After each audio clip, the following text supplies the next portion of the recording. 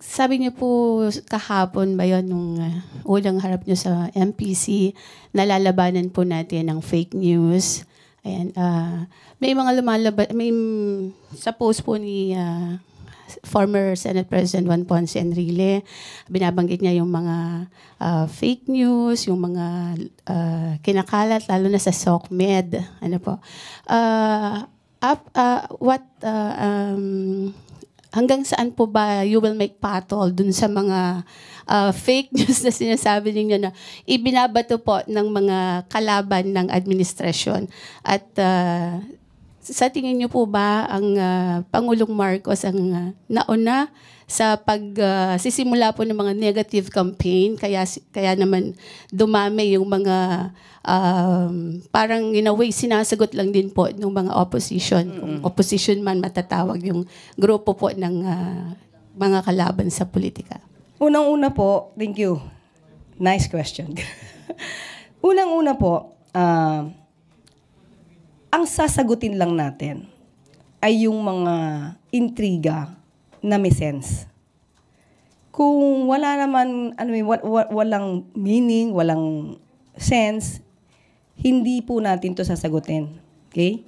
At patungkol po kung saan nauna ang Pangulo sa pagbabatikos, it's just part of the campaign propaganda.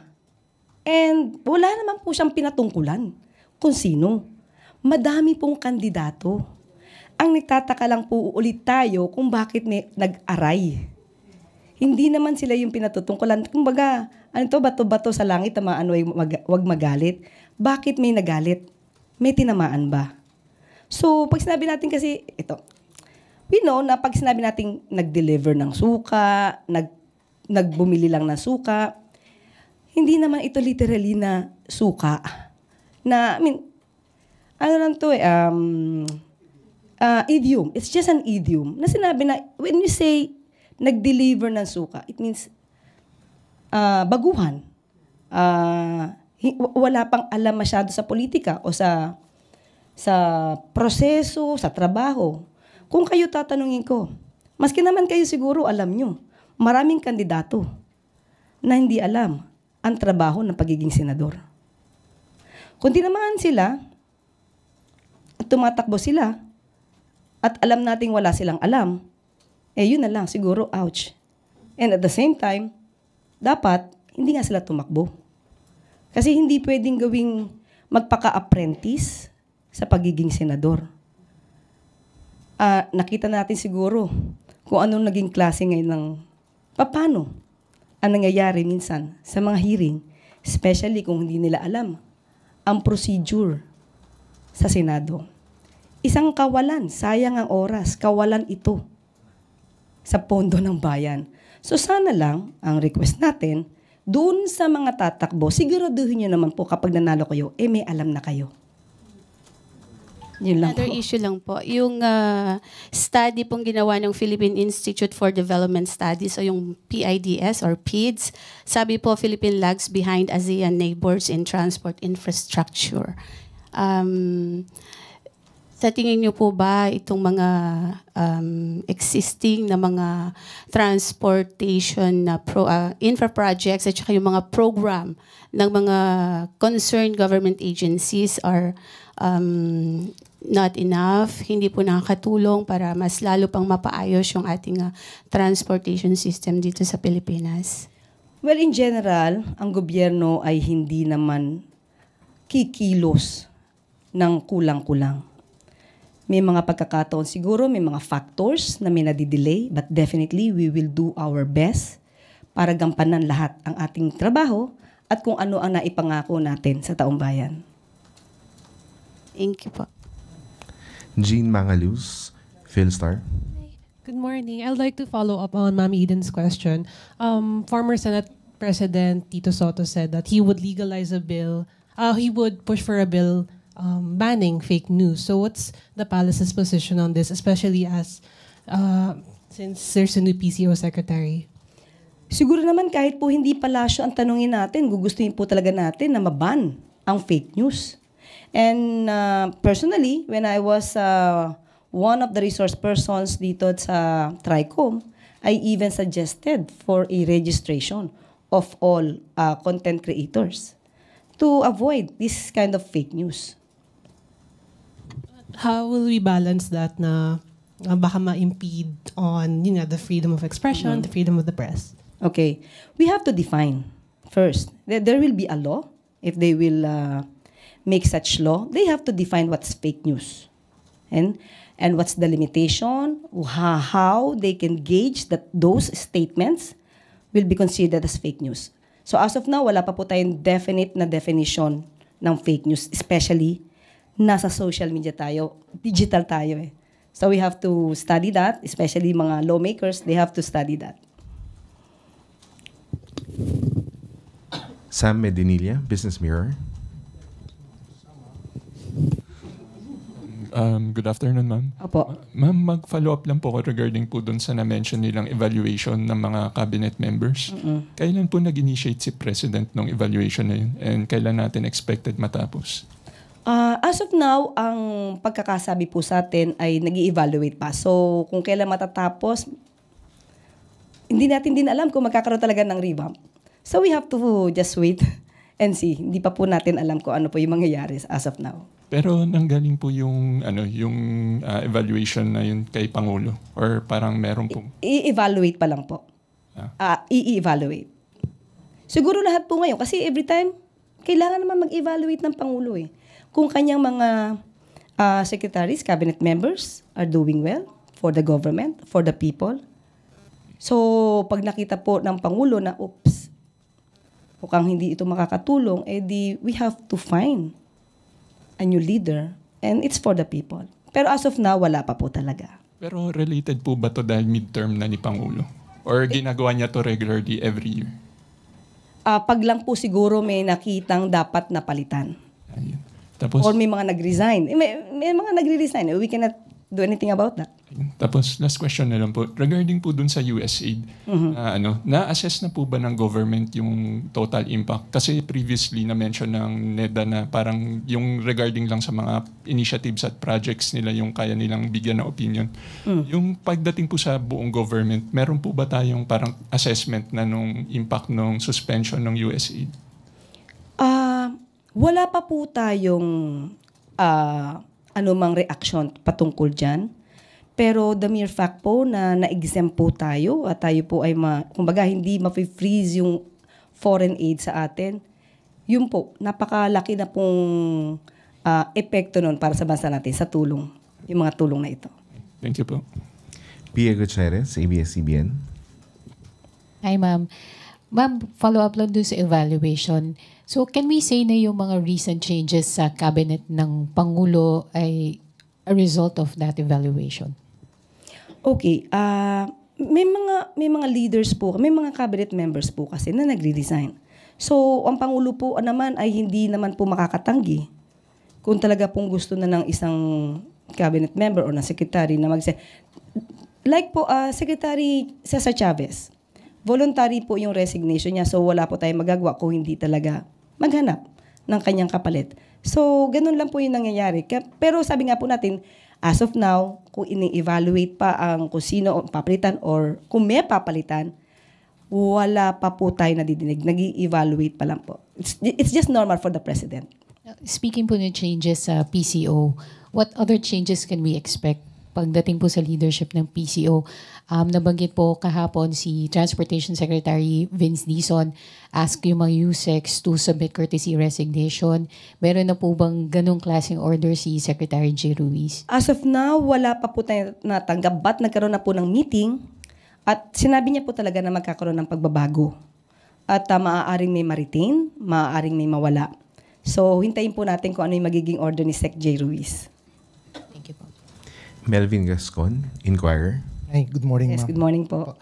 Since you mentioned po si Secretary, former Secretary Chavez, he issued a statement saying na one of the reasons that he resigned is to his estimation, he fell short of what was expected of him. Mang question ko po is, what will Secretary J. Ruiz do differently para po ma-compensate kung ano man po yung pagkukulang na nakita ni Secretary Chavez? Actually, I think it's Secretary J. Ruiz who should be answering this. But I believe that we will be proactive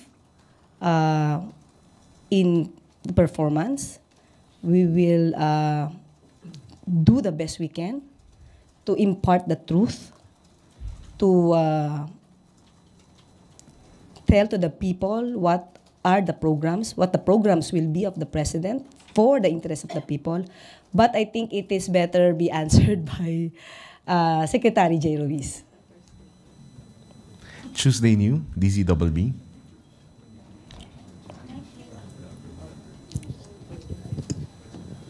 Good morning, ma'am. Morning po. Naobserbahan po namin na 3 years ang Marcos administration so far, pero 4 na po yung secretaries natin na umupo sa Presidential Communications Office.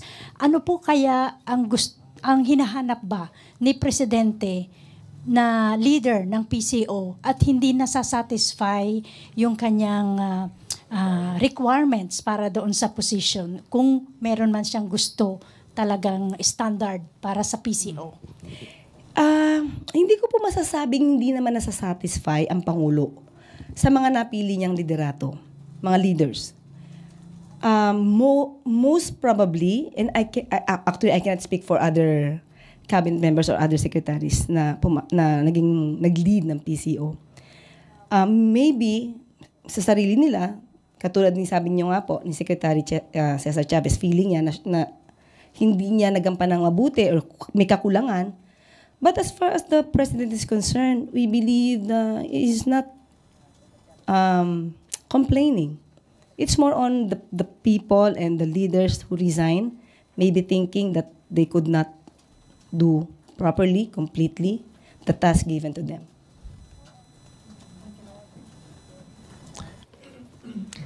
Raquel Bayan, Thank you. Radyo Pilipinas. Yusek, can we get man kanyang reaction po on the exemption of Philippine security funding from the foreign aid freeze of US?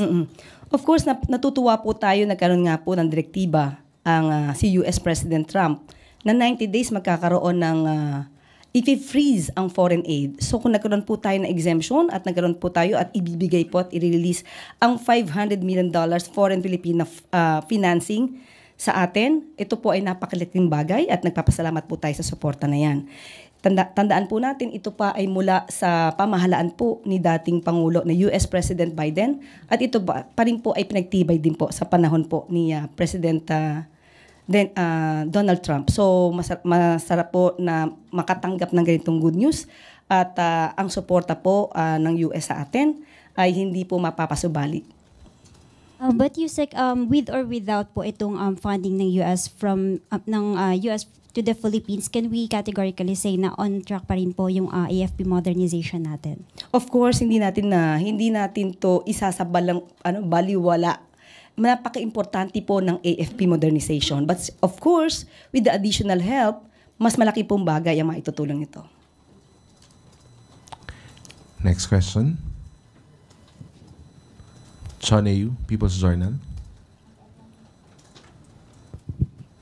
Good morning, ma'am. Ma'am, dun sa impeachment kay Vice President Sara Duterte, can the President call for a special session even without the request ng Senate? Para pong the way we see it, it would be an awkward position on the part of the President to voluntarily call for special session, considering that there is this ongoing intrigues that the President is behind the impeachment proceedings. So it is better for the Senate to request the President, considering that even the President made this pronouncement that if the Senate will ask him to call for a special session, he will do so. Pero ma'am, yung word na forthwith, yung immediate, isn't it enough basis to call for a special session? Okay. Marami pong marami pong mga iba-ibang klase ng opinion. But if you will look and read the provisions of the Constitution, you will see po, to forthwith proceed. All right? Pero wala po makikitang time element. Is it to forthwith proceed even during recess? Because they can proceed definitely if there is session. There's no question about that. But to proceed during recess, gray area po yan sa Constitution. So they may forthwith proceed after the recess. Pag may session po, walang problema eh. They have to do. But during the recess, wala po sinasabi ng Constitution na you have to call for special session to proceed with the impeachment proceedings or with the impeachment trial. Wala po kasing gano'n nakasabi sa Constitution. Last na lang, ma'am. If and when merong special session, is it legal to call, magkaroon ng impeachment trial? Is it legal na magkaroon ng special session considering na the agenda is limited sa impeachment trial, hindi yung sa legislation? Meron din po dalawang school of thoughts dyan. Pero kung papasinin niyo po ang Constitution, the President may call special session anytime. So with that, hindi lang po ito limitado sa kung may urgency patungkol sa bill or legislation, but we believe it is also it includes also the impeachment trial. Kasi it's anytime without any condition. May request na ba ngayon, ma'am? Wala pa po kami natatanggap. Thank you. Ana Badjo, GMA News Online. Good morning po, ma'am. Ma'am, may we get confirmation kung meron po tayong change of leadership sa PSC? As of now, wala pa. Still under evaluation. Wala pa pong nangyayaring pagtatanggal, transition, transfer of position. Wala pa po. So si Sir Morales pa rin po yung ating PSC chief, ma'am? Yes, opo. How about po kay, may rumors po kasi napapalitan din po si Secretary Ivan Uy. Maybe get palace. Yes, the president is still evaluating if there's a need for change of leaders on each department. So wala pa po tayo, under evaluation pa po lahat. Thank you. Po, ma'am. Alvin Yes, Baltasar.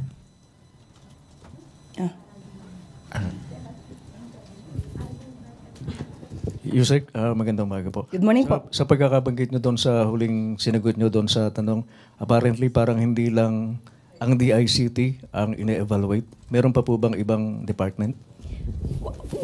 Pagdating po kasi kay Sir Ivan, wala pa rin po kaming na-receive na information. So kung meron man pong magiging balasahan, lahat po siguro kami dito ay under evaluation. I think we don't have any more questions. Yusek? Okay. That wraps up our briefing for this morning. Maraming salamat, Malacanang Pescar. Maraming salamat, Yusek Castro. Thank you. And magandang umaga po. As promised, Pag meron, oo. Po.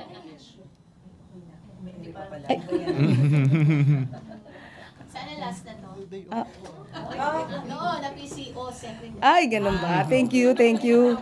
Sana magampanan ko po.